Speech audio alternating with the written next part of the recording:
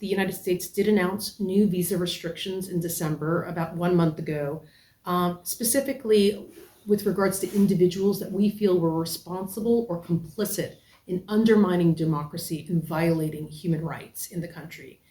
These are individuals that had a specific hand in undermining the elections in August 2023. They might have prevented individuals from standing in the elections.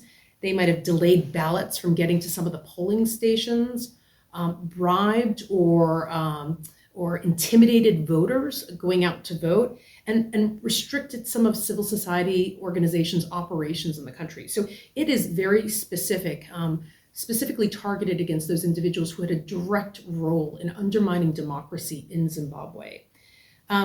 This is not a specific Zimbabwe policy. This is a global policy that the United States has implemented in other countries around the world in cases where individuals undermine democratic processes. We have recently announced similar visa restrictions against individuals who undermine democracy and elections in Nigeria, in Sierra Leone, and in Liberia.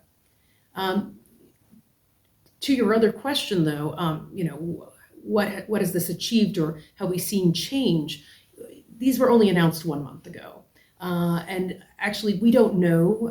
The list of individuals who are on the visa restrictions list is not a public list.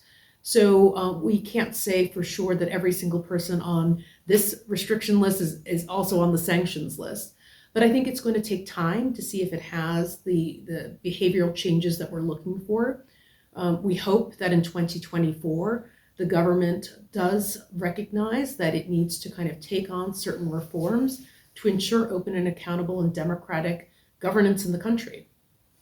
But looking at those that have been sanctioned over the years, has there been behavioral change? Do you not, as an embassy, any behavioral change? Well, we think there has been certain changes with certain individuals, but overall, we continue to look at our policies in Zimbabwe and our sanctions policies around the world to fine-tune them and ensure that they are relevant. As you probably are aware, we have been going through a review of our Zimbabwe sanctions now for over 2 years. We had a number of announcements in late 2022, in September and December, where we removed certain individuals from the sanctions list, as well as added additional individuals. So it's an ongoing process, and it's fluid. It's not a stagnant policy. It's an ongoing review that the United States government does here in Zimbabwe and elsewhere around the world. And would you say the sanction issue has achieved? I think it has had some successes, but I do think that, like all policies, we need to keep reviewing it and making sure it makes sense for the current situation. And so that is why we continue to kind of look at our policy and make sure it makes sense right now in Zimbabwe.